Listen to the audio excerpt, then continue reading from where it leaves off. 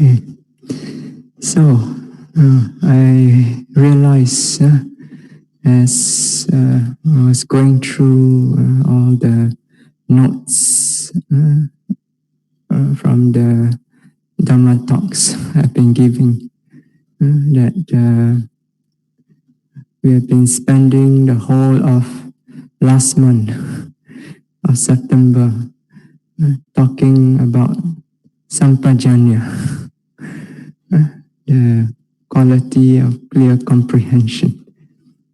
I counted about 14 Dhamma talks just on this topic on sampajanya, clear comprehension. Yes, it's one of the qualities, mental qualities that must accompany every moment, noting. When you practice satipatthana, every time you note, that noting mind must be accompanied by this quality of clear comprehension.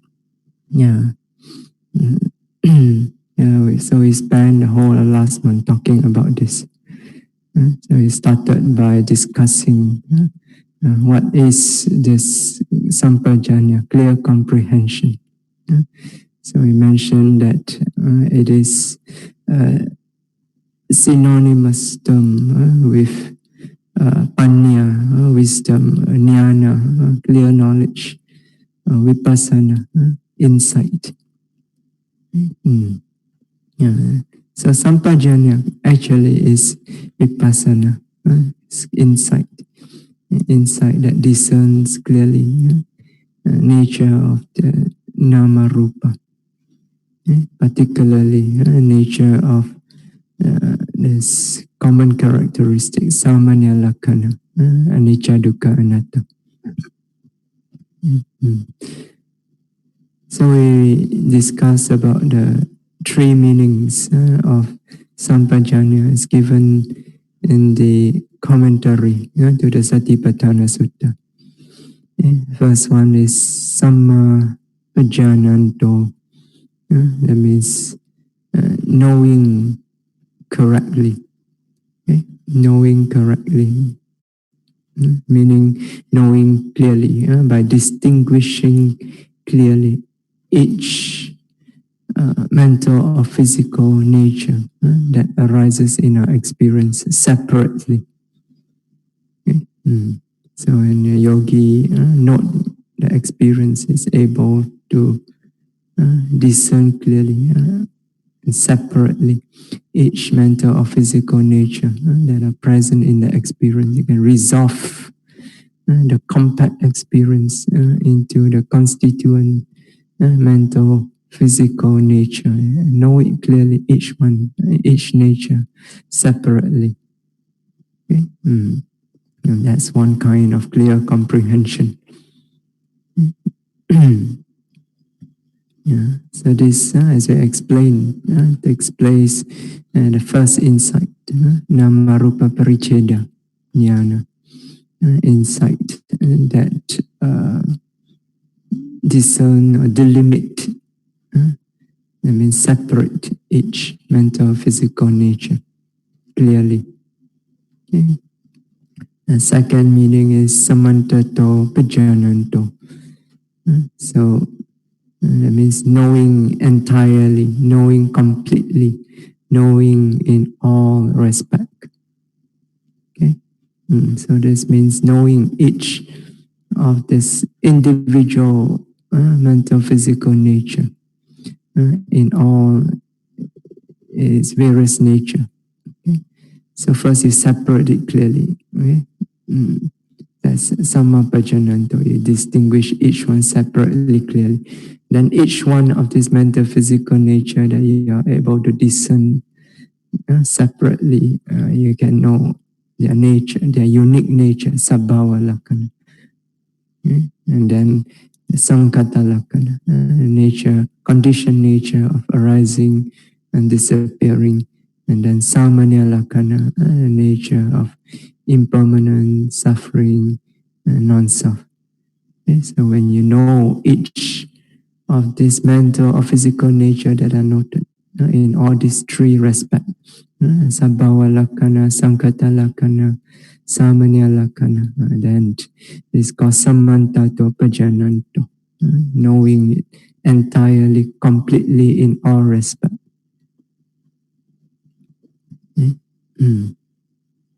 And then the third meaning, the last one is samam pajananto. So this is more of a kind of encouragement. It means knowing by oneself. And also as a reminder that you should make effort yourself to develop this clear comprehension. Nobody will develop this clear comprehension for you. Not even the Buddha. The Buddha says the Buddhas only point out the way. So you must yourself make effort to walk the path. So samam pajananto means knowing by oneself. That means making effort oneself. So that in order to develop this clear insight, and also making effort so that this insight develop progressively, so that you're not stagnant. So you're continuously pushing forward, so making effort to reach higher and higher distinction in clear knowledge, till finally you attain Maggaphala Jnana, which is the highest distinction in knowledge. So samam pajananto.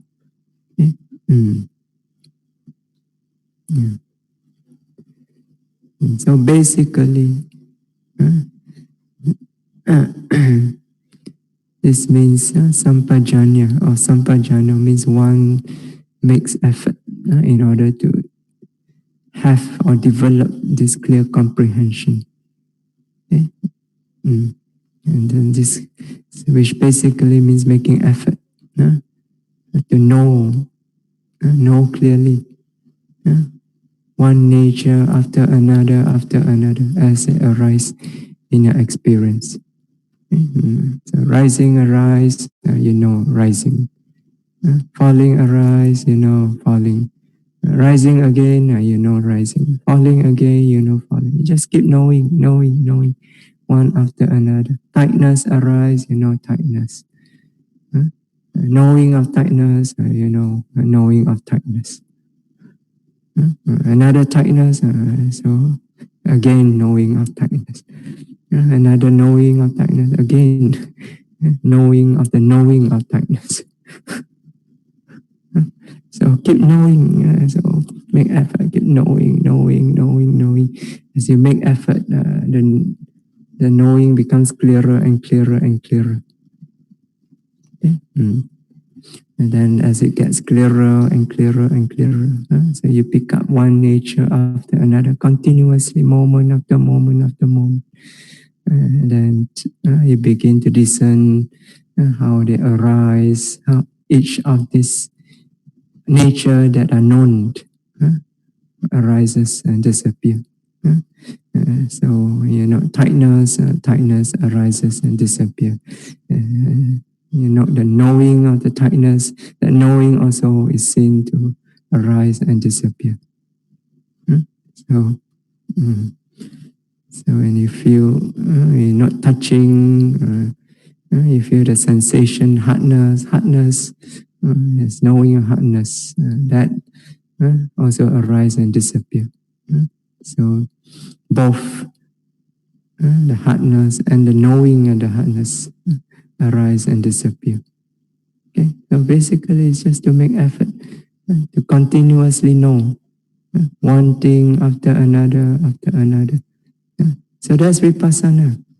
Vipassana is not questioning how is this, why is this, how come it's like this. There'll be no end to questioning. Okay? So you simply know. Okay? Whatever arises, simply know. Don't ask any question. Why this, why that? Sometimes some meditation teachers, so yogi are prone to ask all kinds of questions. How come my rising falling like that? How come my head so heavy? How come this? How come that? There's some meditation teacher, when they get this question, then they counter the yogi. Why the sky so high? Why the ocean so deep? So you go and ask.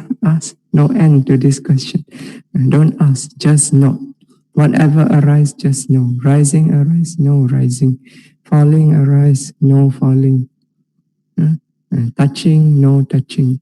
Is hardness, no hardness. Is pressure, no pressure. Whatever is there, just know. Okay? But not just the physical quality. Okay? Physical qualities is just half of your experience. Okay? What is the other half? Mental qualities. Right? There is nama rupa. There is also the knowing, the feeling. They come together. Your mind is clear. One moment you know it's all there. There's an object, there's a knowing object or the feeling, and so on. You see? Yeah. Some yogis, because their mind is so, how to say, can I say narrow? I don't know if I can use the word narrow. So when you give them instruction, not rising, falling, and they hear rising, falling, okay, just rising, falling, rising, falling, rising, falling. So as long as you don't give any other instruction, rising, falling, they start with just rising, falling, nothing else.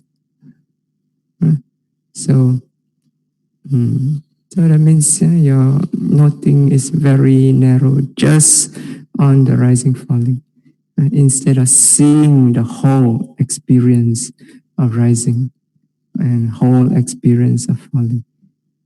So the whole experience consists of not just the rising and the falling. There's also the knowing of the rising, knowing of the falling, noting of the rising, noting of the falling. That's the mental aspect of it. Okay? Yeah. So this also actually depends on how sharp is the wisdom. Yeah. So some people, you don't have to tell them. You just tell them not rising, falling. Very quickly, once they are noting established on rising, falling, very soon they begin to realize that's not just the rising, falling. There's also the mental aspect, the mental qualities, the mental nature present in the experience. So sometimes it's due to the sharpness of the wisdom. Wisdom is not that sharp, a bit down. So you stop. You just rising, falling, rising, falling. So after a while, we have to give you some hint to not just to stick with the rising and the falling, but to take a step back and see the whole experience as it is. So that means you must be completely open to the experience. So take in the entire experience. So when you can see the entire experience, then the mental aspect is there also.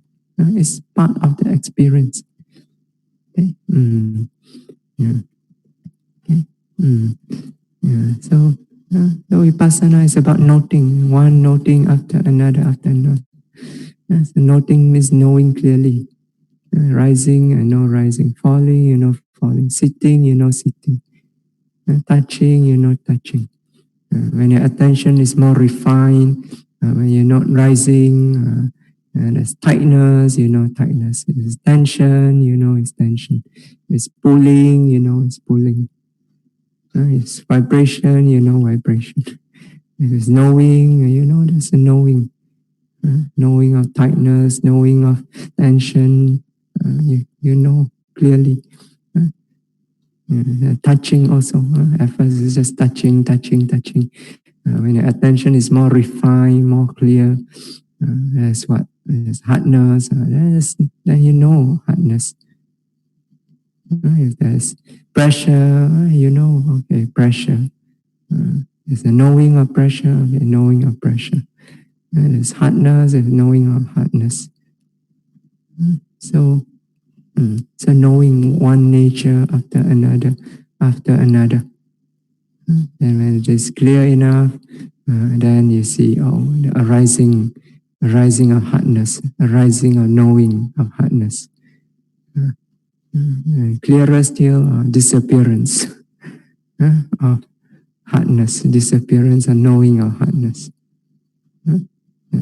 So, if you observe this continuously, then impermanent suffering, non-self, which is more of an experience. As you say, you actually feel the impermanent nature, you actually feel the oppressive nature, the unbearable nature, feel until sometimes you even get stressed out.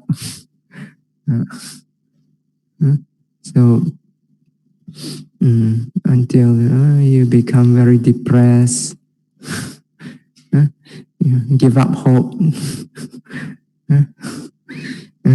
There's no more hope in life. Yes, you experience certain stages of insight. It can be very depressing. So you come to practice Vipassana hoping to enjoy bliss, enjoy pity. Most of the time you will be disappointed. There are certain stages like Udayabhayanyana where you do really enjoy piti, sukha, very pleasant experience. But most of the time is dukkha. Dukkha. Because you don't experience dukkha, how are you going to give up attachment? You don't understand clearly the truth of suffering. How you abandon the truth of the cause of suffering. Right? And that's why the Buddha says this noble truth of suffering is to be fully understood. Parineyam is to be fully understood. Okay? Then the second noble truth, the cause of suffering, pahatabam, it is to be abandoned. Right? But to abandon, you need to understand clearly, full understanding of the truth of suffering. And that's what Vipassana meditation is all about. That's what Vipassana insight is. That is why we develop Vipassana insight. Vipassana insight is to realize, understand fully the truth of suffering. So that we can abandon the cause of suffering. So that when the cause of suffering is abandoned, then Sachikatabam, realize the third noble truth. The third noble truth, Sachikatabam, is to be realized. It must be realized.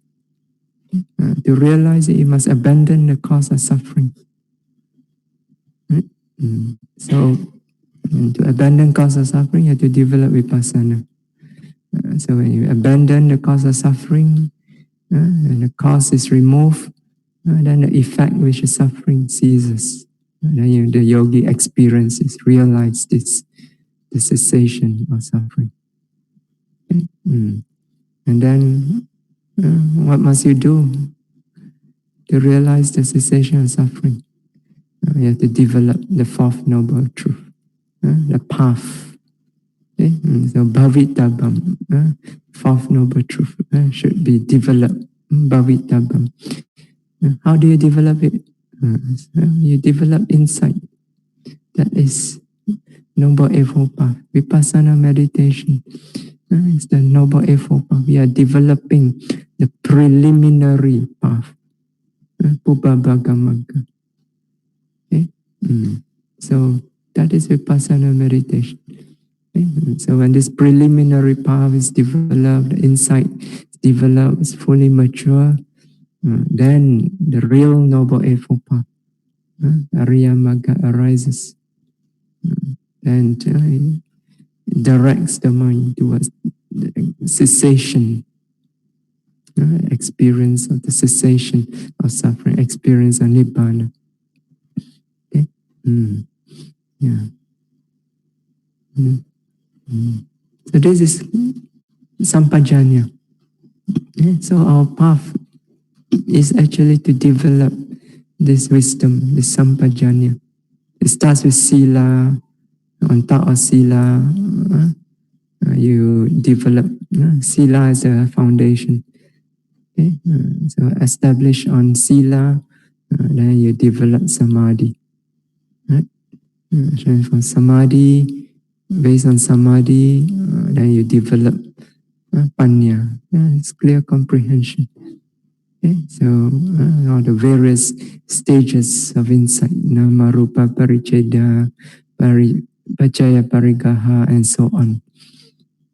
Until finally Magganyana and then Palanyana. Okay? Yeah. Now that's Sampajanya. Okay? Yeah. So we also discuss about the kinds, different kinds of Sampajanya, according to the commentary, the 4 kinds of clear comprehension. Sattaka Sampajanya, clear comprehension as to what is beneficial for the practice. So considering with a clear mind what is beneficial for the practice and what is not beneficial. And only pursue what is beneficial and give up what is not beneficial. Okay? So you find you're thinking again and again, thinking instead of noting, then you clear comprehension, you apply. This is not beneficial, abandon, give up. And then sappaya sampajanya, clear comprehension as to suitability. Okay? What is considering a clear mind, what is suitable, what is not suitable for the practice. And pursue only what is suitable, abandon what is not suitable. Okay? And then gochara sampajanya, clear comprehension of domain. That means with a clear mind, you remain within the domain of yogi. That means the 4 satipatthana object. So that means you must be continuously noting these objects, either one of them. At any one moment, your mind must always be on one of these 4 objects, noting continuously. Yeah? So this actually means anupassana. So with a clear mind, you keep within these 4 objects, noting of these 4 objects. That means you are noting it continuously. Okay? So to keep within, you must be continuously noting. That means anupassana. Once you stop noting, you are no longer within this domain. You are outside of this domain. That means outside of this domain is what? Outside of the domain of the yogi is the domain of Mara. So if you stop noting, then you fall into the clutch of Mara. And then the last one, asamoha sampajana, clear comprehension of non-delusion. This is the insight itself. So insight that discerns clearly the nature of the nama rupa. Okay? Sabhava, Sankata, Samanya. Right? So we also discussed these 4 kinds of clear comprehension. And then because clear comprehension or wisdom does not arise without samadhi, so therefore we took a long detour to discuss about samadhi, particularly about Kanika samadhi. So, and then finally, after that, we discuss about discuss in some detail about the different nature of the nama rupa, that the clear comprehension discerned, right? So nature sabhava, sankata, and samanya. So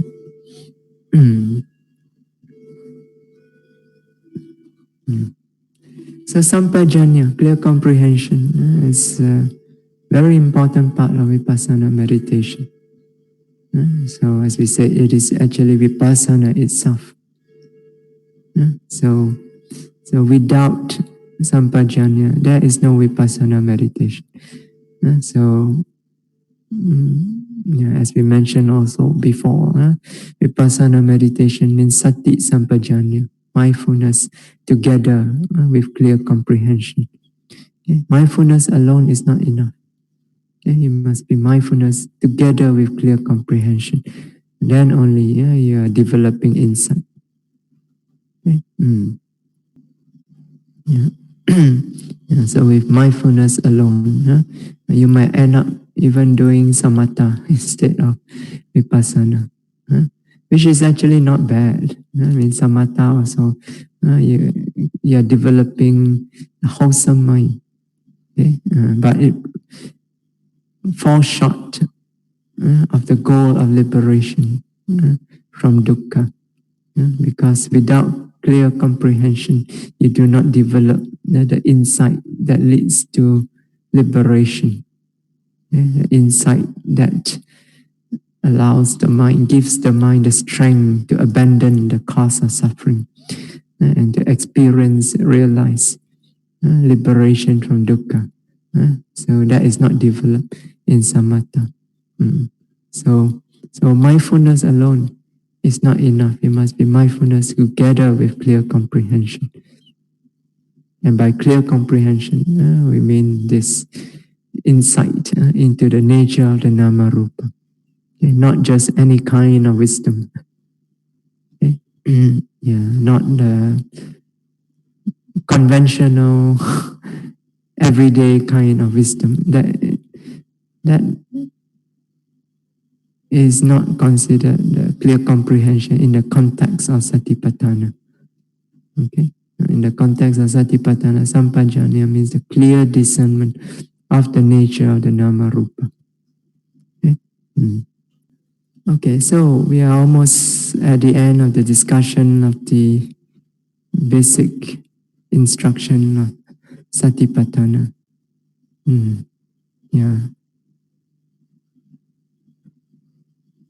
We have spent so long. Actually, the whole of the satipatthana is in the Digha Nikaya as well as Majjhima Nikaya. So it's considerably long sutta.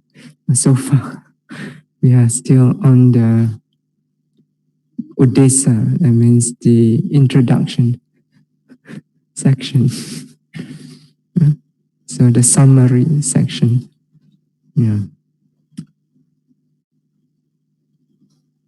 So we are almost at the end of this basic instruction of satipatthana.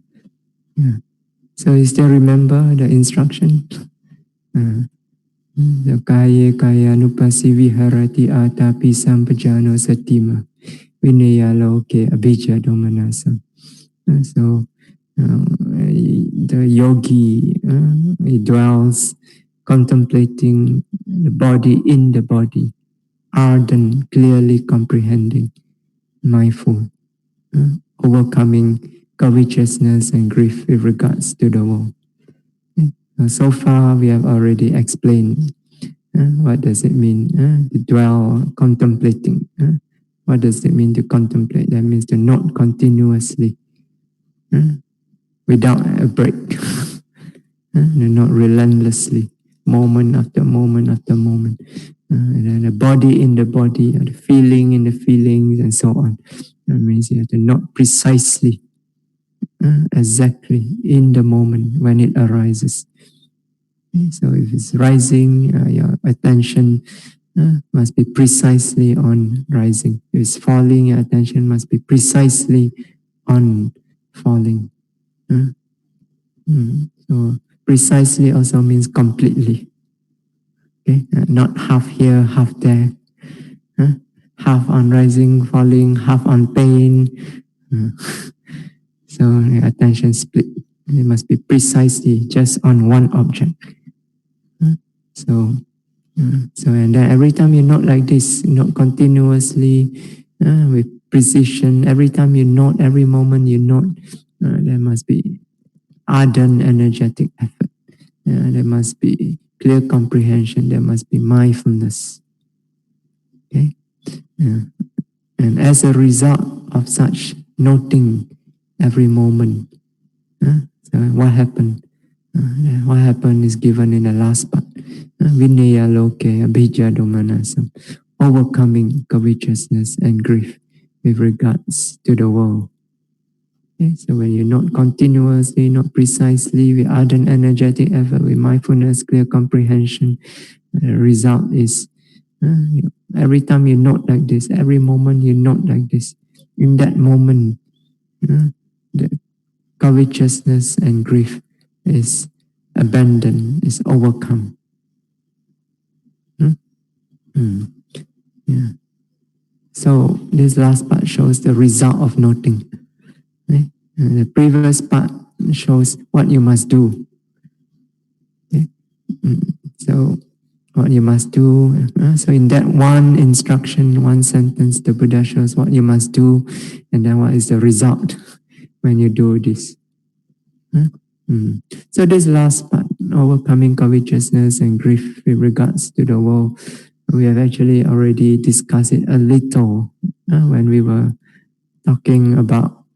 discussing about samadhi. So then we mentioned that it actually implies samadhi, overcoming covetousness and grief with regards to the world implies the presence of samadhi. Okay, so samadhi itself is not mentioned in this instruction, right? So in this instruction, the Buddha mentioned viriya, right? Ardent, energetic effort. He mentioned mindfulness. He mentioned clear comprehension. Okay, but he didn't mention samadhi. But samadhi is implied by this last part, overcoming covetousness and grief with regards to the world. Okay, but actually, it does not only implies samadhi. Okay? It implies both samadhi as well as sampajanya, clear comprehension, or vipassana. Okay? Because both samadhi as well as clear comprehension is able to overcome this covetousness and grief. Okay? So they can be overcome with either samadhi or with vipassana, with insight. Okay, we'll come to that later. So first, let's look at this word loke, the world. So with regards to the world, overcoming covetousness and grief with regards to the world. Excuse me. So loke, in the world, or with regards to the world, is in the locative case. So the world, so what does it mean, the world? So in the teachings of the Dhamma, so the world, loka, is explained. Lujjana palujjana tena loko. So it is the world in the sense of breaking up, in the sense of dissolving, breaking up, crumbling, dissolving. That is the meaning of loka, the world. So therefore, you see, Buddhists sees the world as something that breaks up, that crumbles, that dissolves away. So that means we see the world as what? As impermanent. Something that is impermanent, that is unstable, that is insecure from change, that is not capable of serving as a true refuge. Can it serve as a refuge? Some things that keeps breaking up, crumbling, dissolving away. So it's unstable. It is subject to change moment to moment, subject to disappearance, breaking up. Can this serve as a reliable refuge? If you are searching for security, security from dukkha, can it serve as a refuge? You cannot, right? That's why it is impermanent. And what is impermanent is suffering. It's continuously disappearing, breaking up. So how can it serve as a reliable refuge? Yeah. And so therefore, a wise person who understands the nature of the world do not seek refuge in this mundane world, this loka. Because if you seek refuge in a mundane world, you'll be disappointed, frustrated again and again. So you seek refuge in what? Usually in the world, what do people seek refuge in? Where do people seek happiness in? Sensual pleasures. If you do not know any better, then usually you seek refuge in sensual pleasures. Right? If you are Buddhist, then you have a little bit knowledge, then you seek refuge in both sensual pleasure and the Dhamma. They say you hedge your bet, this one, if this one does not work out, if the Dhamma does not work out, I still have sensual pleasure. Hedge your bet. So, yeah, most of the time, you do not know any better, you do not have the wisdom of the Dhamma, then you seek refuge in the mundane world, in loka. Right? But wise person who have knowledge of the Dhamma, who have knowledge of the nature of loka, will not seek refuge in loka, in the mundane world. So where do they seek refuge? They seek refuge in lokuttara, in the supramundane. Lokuttara means loka uttara. Loka means the world. Uttara means transcending, going beyond. So that which transcend the world. So lokuttara. Usually we translate lokuttara as supramundane, as opposed to the mundane. Mundane means the world. The mundane means the world of samsara, the world of arising, disappearing. Lujjana, palujjana. Breaking up, dissolving, crumbling. This is the world, the mundane world, loka. Okay? So lokuttara means the opposite. It goes beyond this nature. So what is it? What is lokuttara? Lokuttara is maggaphala nibbana. That's lokuttara. Okay? So there's 4 magga, 4 phala, right? So it means sotapatti magga, sotapatti phala, right? Sakadagami magga, sakadagami phala, and so on until arhata magga, arhata phala. Right? So altogether 8, and then nibbana 9.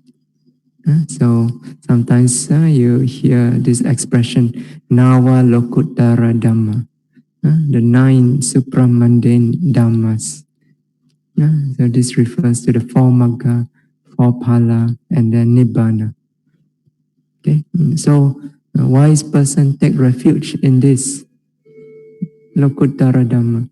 And actually, when we say Dhammam Saranam Gacchami, this is what we are supposed to be taking refuge in. This is refuge that is truly secure. It is secure from change. It does not break up, it does not dissolve, it does not crumble away. It's not loka, it's lokuttara. That's the nature of Nibbana. Nibbana does not change, does not arise, does not disappear, because it is unconditioned.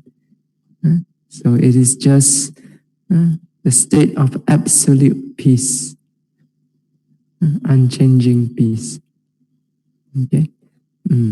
So Santi Sukha, happiness of peace. So, so a wise person will take refuge in this. That's why we say Dhammam Saranam Gacchami. And so when we say Dhammam Saranam Gacchami, it is actually like an adhitthana. You are making a determination. I must strive to realize this Lokuttara Dhamma, this Magga Phala Nibbana. I must strive. So,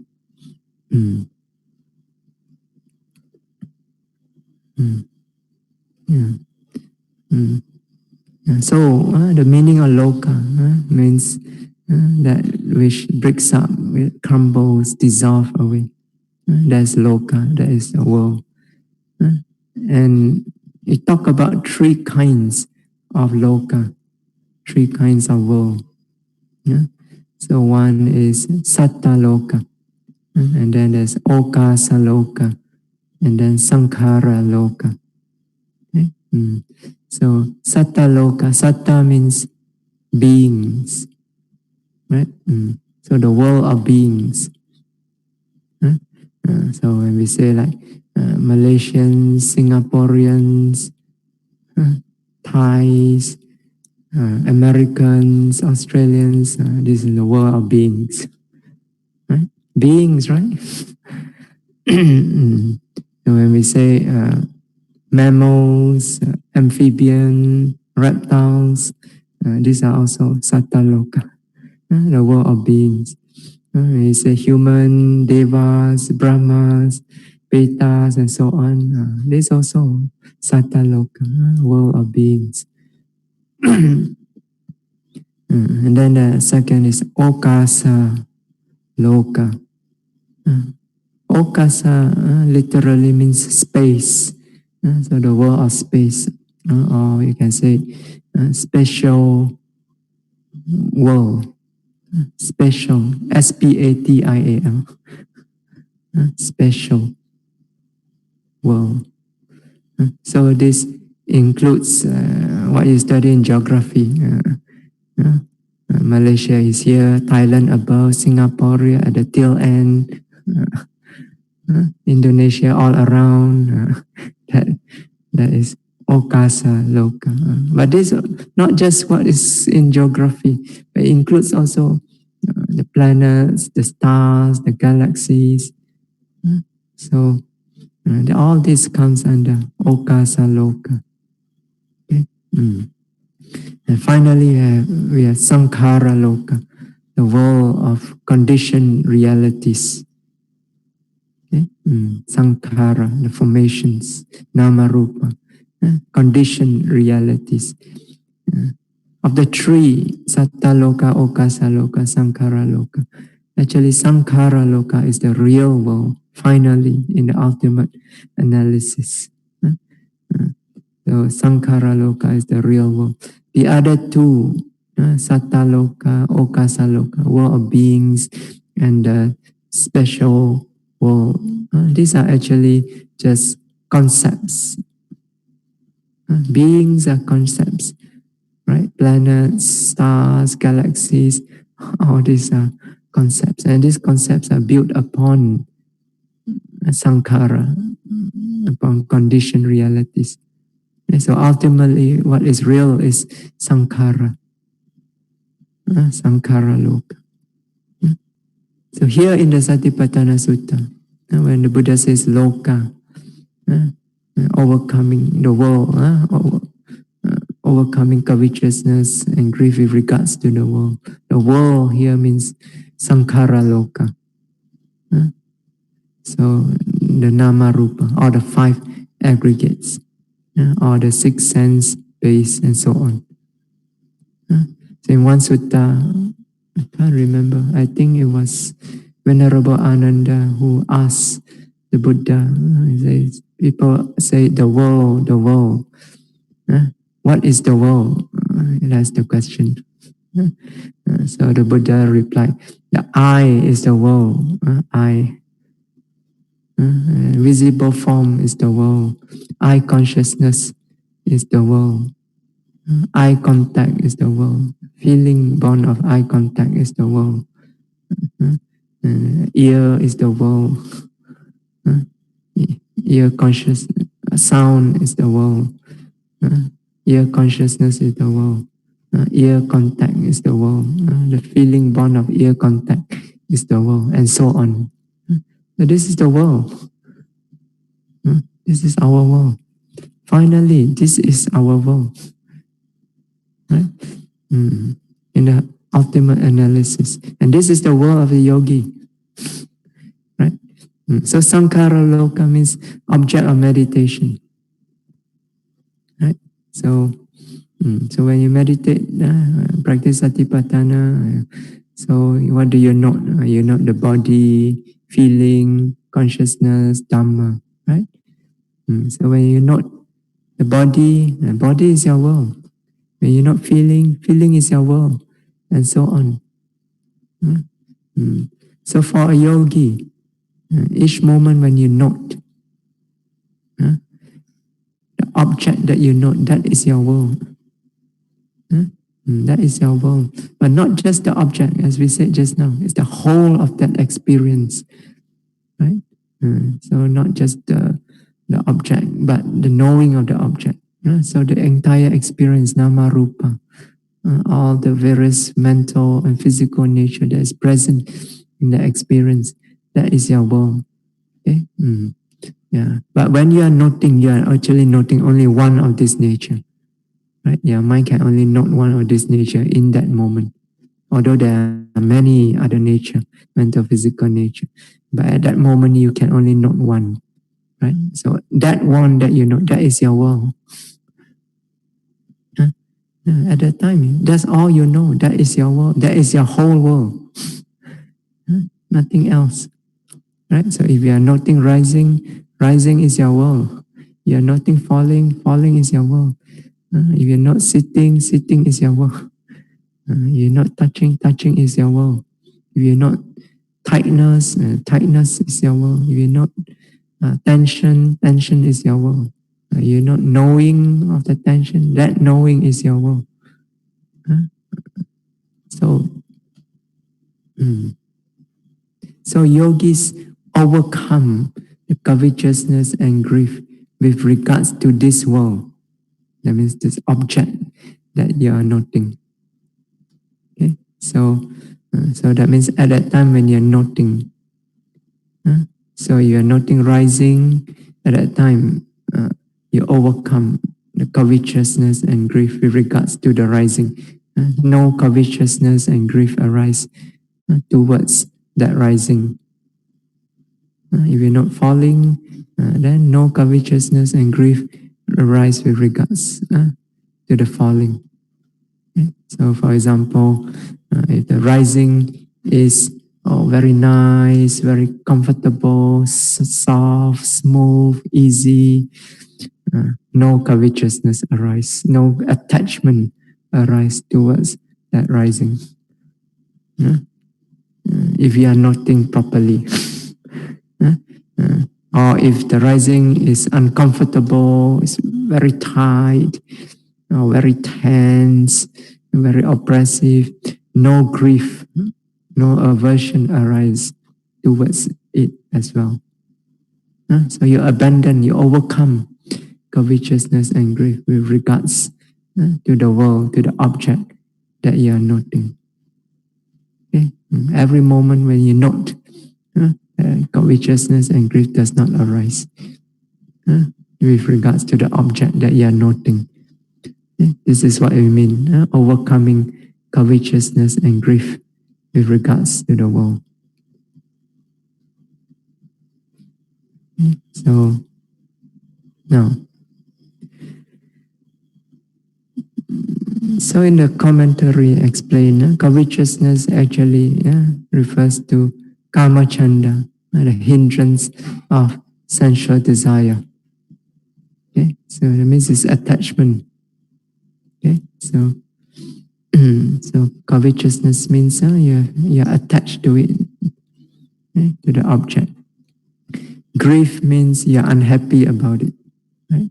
So that means it's vyapada, the hindrance of ill will. Okay? So these two, kama chanda and vyapada, sensual desire and ill will, among the 5 hindrances, these two are the most powerful. These are the 2 major hindrances. Okay, so these 2 are the major ones that usually hinders, obstruct the development of concentration, of clear wisdom. Okay? So because these 2 are the most powerful ones, so when they are mentioned, so according to the commentary, we can also include the other 3 hindrances, the sloth and torpor, the restlessness and remorse, and wavering doubt. We can include them here also, because if this method is powerful method of noting, satipatthana noting, if it is powerful enough to remove, to overcome covetousness and grief, that means sensual desire and ill will, then because these 2 are the most powerful of the hindrances, so if they can be removed, then the other 3 hindrances also will, you'll be able to remove them through the method of satipatthana noting. So therefore, you can include the other 3 hindrances in over here also. So that means taken together, essentially what this means is overcoming covetousness and grief. You can also understand it as meaning overcoming the 5 hindrances. Okay? So this is the result of satipatthana noting.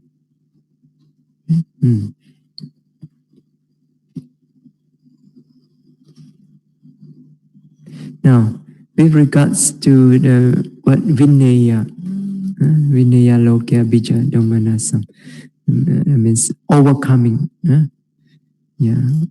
overcoming covetousness and grief.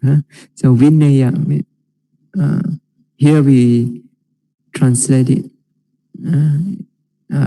following the translation of late Sayadaw U Silananda. We translate it as overcoming. Okay? So, but if you read other translation, mostly they translate it as having overcome, right? Mostly, most translator, most scholars will translate it grammatically according as having overcome.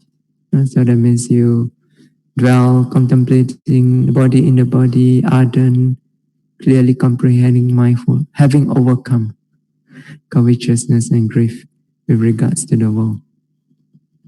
Okay, I think I've also explained this before.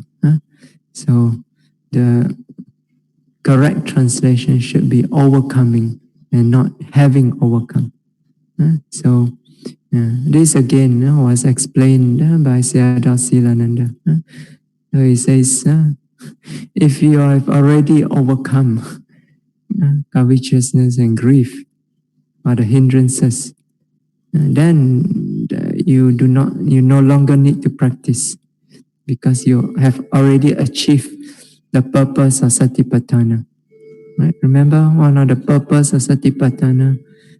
We discuss Sattana Visuddhiya, for the purification of beings, which means for the purification of the minds of beings.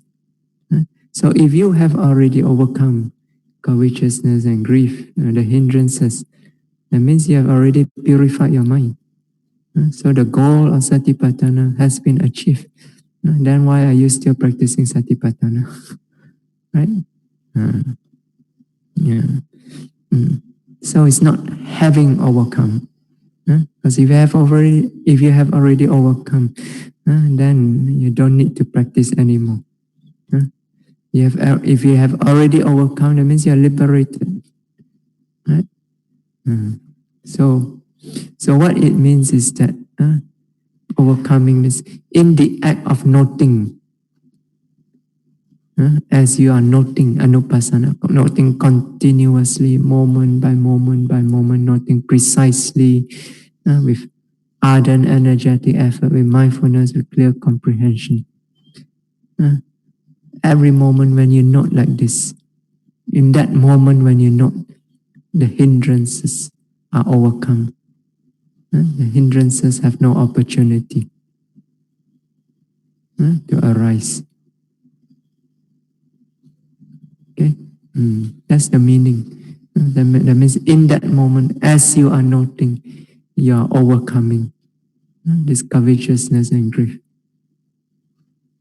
Okay, yeah, and then it's not that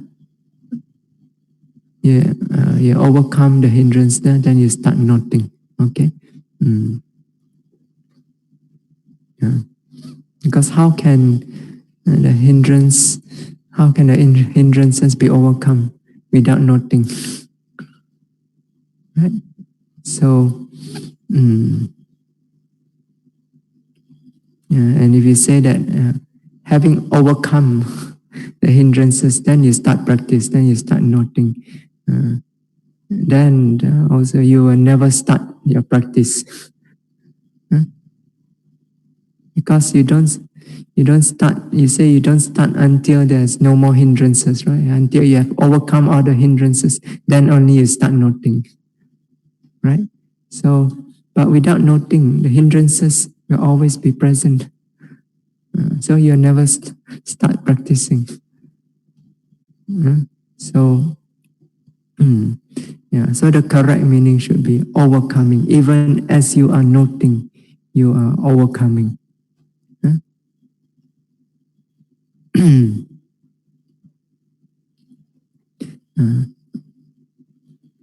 But the question is, okay, we say that it is overcoming, not having overcome. But is it grammatically correct? Is this translation grammatically correct? We cannot just simply put our idea into it. We must also look at the grammar. Is it correct? So you look at this form, this vinaya, the grammatical form is a verb, okay? But is in a certain Pali grammatical form. Okay, so I don't know what's the equivalent in English. So I don't think there is an equivalent to this in English, but I'm not sure. I'm not a grammarian. But this grammatical form in Pali, it can allow us to translate it in different ways. Okay, so now basically in this sentence, this basic instruction, there are two verbs, right? So the main verb and then the secondary verb. So the main verb is what? The main verb is viharati. That means he dwells. Anupasi viharati. He dwells contemplating. So dwelling viharati is the main verb. Vinaya is like the secondary verb. Okay? So now in this grammatical form, this action of the secondary verb it can take place in 3 different times relative to the main work, relative to viharati. So the overcoming, that means the secondary work, the overcoming, the act of overcoming can take place either before the main action, before you dwell contemplating the body in the body, right? So this is what they usually translate, right? So you having overcome, it takes place before. Having overcome, then you dwell contemplating the body in the body. If you were to rearrange the translation, then you should read, having overcome covetousness and grief with regards to the world, then the bhikkhu dwells contemplating the body in the body, ardent, clearly comprehending and mindful. So it takes place before.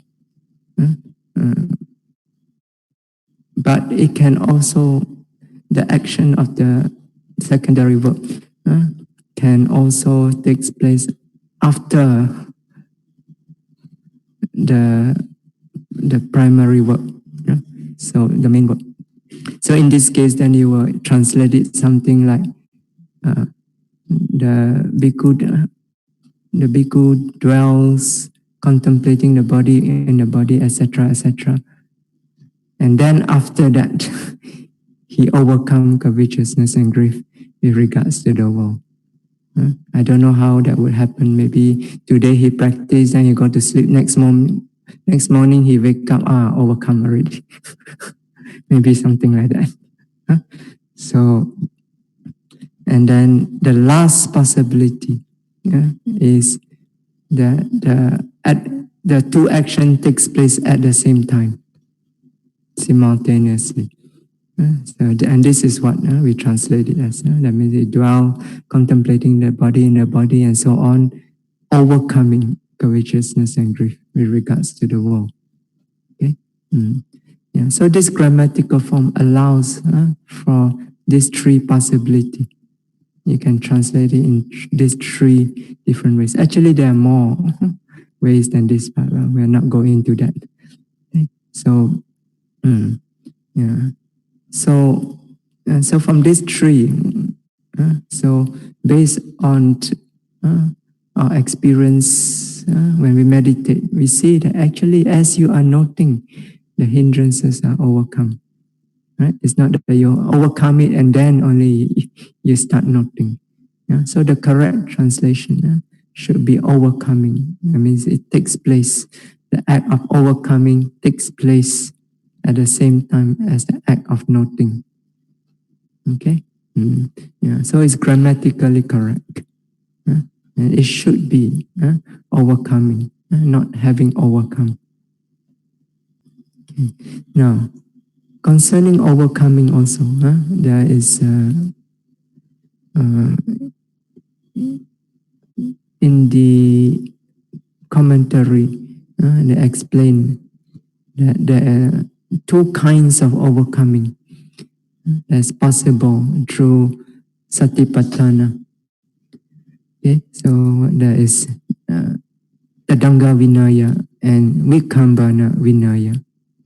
Okay, so actually these 2 also we have already explained when we were discussing about for the purification of the minds of beings, right? So satipatthana is for the purification of the mind of beings. When we discuss this, we already explained tadanga pahana and tadanga vinaya. Okay, but here the commentary says tadanga vinaya and vikambana vinaya. So vinaya and pahana actually it means quite the same thing, just different aspect of the same thing. Vinaya is overcoming. Pahana means abandoning. So overcoming defilements and abandoning the defilements, it means the same thing. Okay. Yeah. So tadanga vinaya, overcoming, through this method of Tadanga. Tadanga means that you overcome by Tadanga Vinaya. It means you overcome by substituting something with something that is opposite. Okay, so in this case, it means you substitute what is akusala with what is kusala, what is unwholesome, defiled with what is pure and wholesome. So you substitute. In this case, actually, you substitute covetousness and grief. Substitute it with Vipassana, with insight. Okay, so so as a yogi is continuously noting the nature of anicca, dukkha, anatta. Right? This means he's experiencing insight vipassana, insight into nature of anicca, dukkha, anatta. So as you are experiencing this insight, nature, anicca, dukkha, anatta again and again, continuously. So every moment when you experience insight into anicca, dukkha, anatta, in that moment, this covetousness and grief do not have a chance to arise. Right? So in this way, it is overcome. Okay? So, that means you don't give it a chance.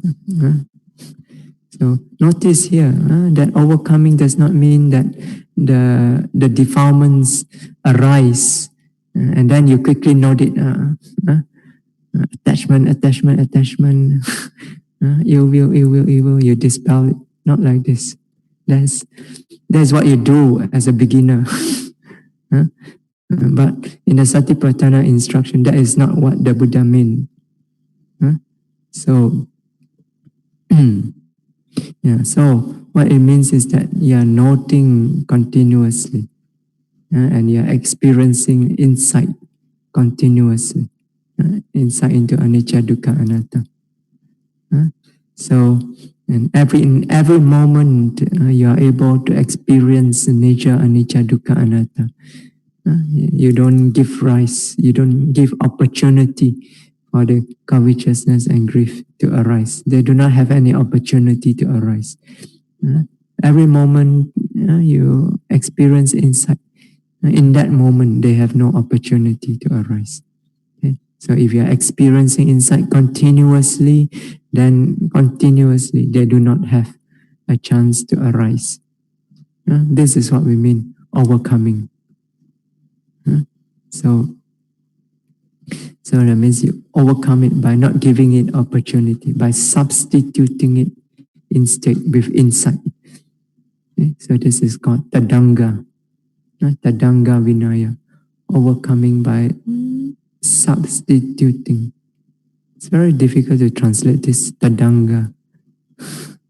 Literally, it means something like that factor,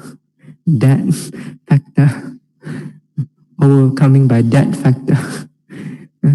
What it actually means is that you substitute with that factor. That means that wholesome factor, that wholesome state. Okay? Now, Tadanga Vinaya, it only abandons the covetousness and grief at the moment of noting. When you are noting clearly, discerning clearly, anicca, dukkha, anatta, at that moment it abandons. Right? But in moments when there's noting, when there's a lapse of mindfulness, because you cannot note continuously, sometimes there's lapses in your noting, right?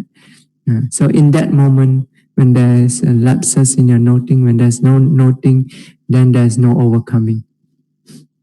Okay? So therefore, Tadanga Vinaya is only momentary. It overcomes only in those moments when there are noting, not in those moments when they are noting. So it's only momentary overcoming. So therefore, that's why in the beginning of your practice, there is not much overcoming through this method. So, because in the beginning of practice, most of the time you're not noting. Most of the time there's no mindfulness. Noting is not continuous. Occasionally there's a noting here, noting there, sporadic noting. So there's not much overcoming. There's more of being overcome by covetousness and grief, rather than overcoming covetousness and grief. So that's why in the beginning yogis you need to make effort to try to note continuously, to build up the strength of the noting. So, so once you build it up, you can note continuously, then there will be more and more overcoming, and less of being overcome. So yogis needs to make, you need to make your best effort so that the noting is continuously occurring for as long as possible. It means anupassana. You need to make effort towards anupassana. Okay. Then gradually at some point you arrive at citta visuddhi, purity of mind. So purity of mind arises, and for a period of time, depending on how strong your samadhi is, for a period of time, noting occur continuously without a break. Then at that time, the continuous overcoming occur. So the mind remains exclusively pure. But once this citta visuddhi stops, then again, and you are again overcome, being overcome instead of overcoming. But if you re-establish it again, you will go in, and then you'll be pure again. Okay? So the idea is to have more moments of overcoming than moments of being overcome. Okay. Okay. Then the second kind of overcoming is vikambana vinaya. That means by suppression. Okay. Overcoming by means of suppression. Suppression with what? With samadhi. That means with the jhana factors. So as you develop samadhi, the jhana factors become strong enough, then they will counter the hindrances. So when vitakka is strong enough, so it is able to suppress laziness, sloth and torpor, because vitakka makes the mind active, energetic. Okay? Then vichara, when it's strong enough, it holds the attention continuously on the object. It overcomes wavering doubt. Piti, when it's strong enough, it overcomes ill will. Sukha, bliss, when it's strong enough, it calms the mind, overcomes restlessness. Ekagata, one-pointedness, when it's strong enough, it overcomes suppressed sensual desire. Okay, so this is called vikambana vinaya, overcoming by suppression. Okay, that means through the development of samadhi. So you suppress these hindrances.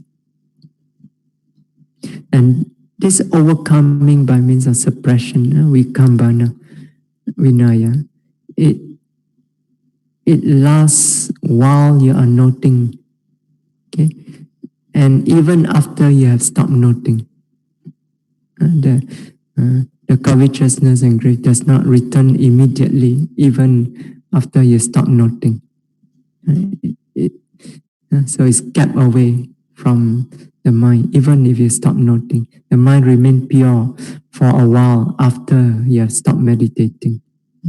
If the overcoming is through this vikambana vinaya, okay, through suppression by samadhi.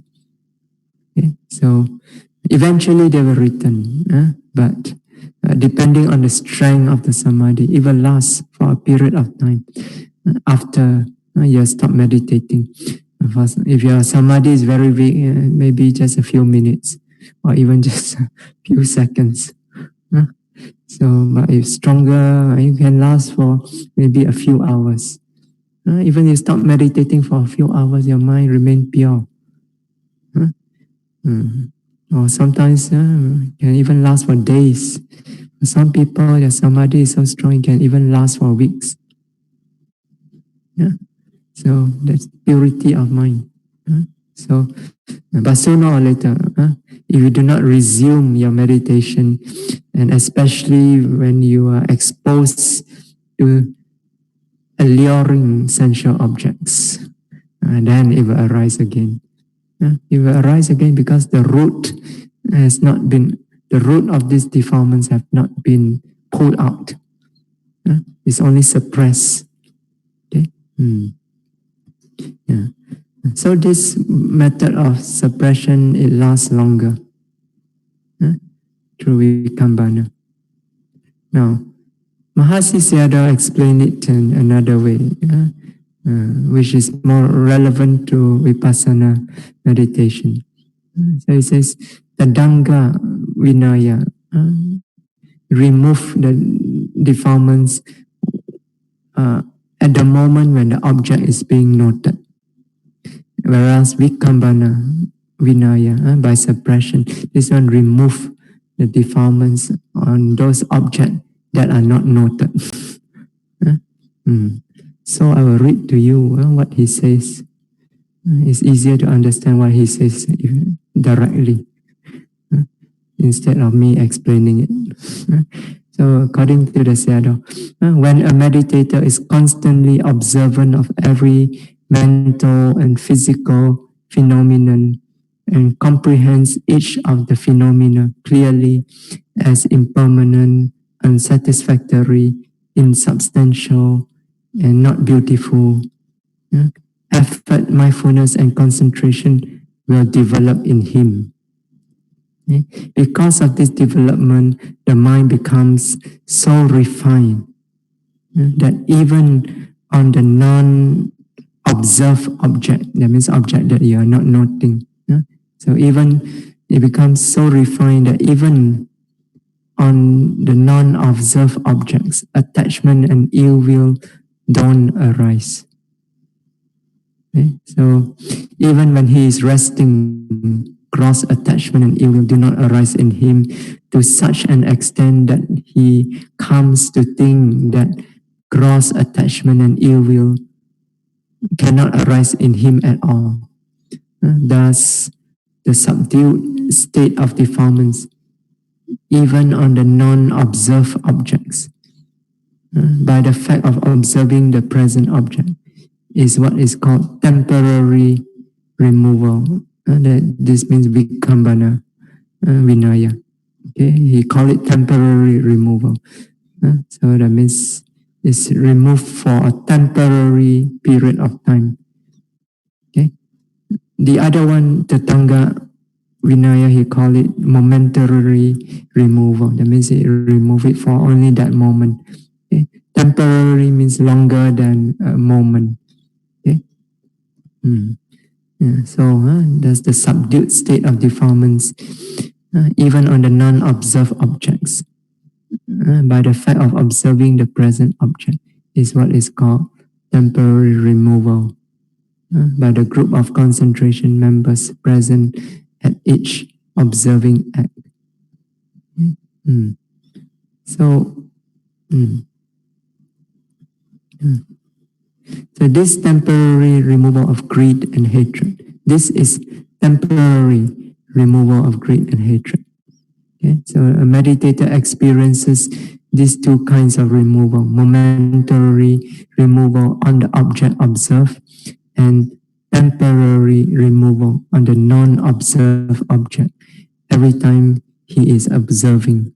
To get these two benefits of removal, the meditator must practice contemplation of his body, observing every physical phenomenon which is evident at the present moment. This is what the Buddha meant. Okay? So that means that when you are noting, in that moment, you are overcoming. But this is only momentary. But as you develop this momentary removal again and again and again, so your practice gain momentum. It has this momentum such that even after you stop meditating, the mind remains pure. So that means when you stop meditating, that means you are not noting, you are not observing the object. Even on the objects that is not observed, the covetousness and grief does not arise. Okay, so this purity of mind that arises, even when you are not noting, this is called temporary removal. Okay, so or the vikambana.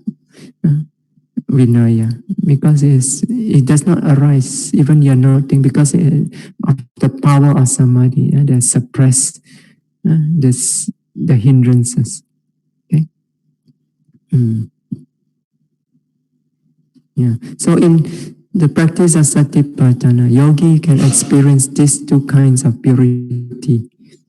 Either at the moment when you note, you can feel the mind is pure, and if your practice have enough momentum, even after you stop meditating for a while, you feel your mind is pure.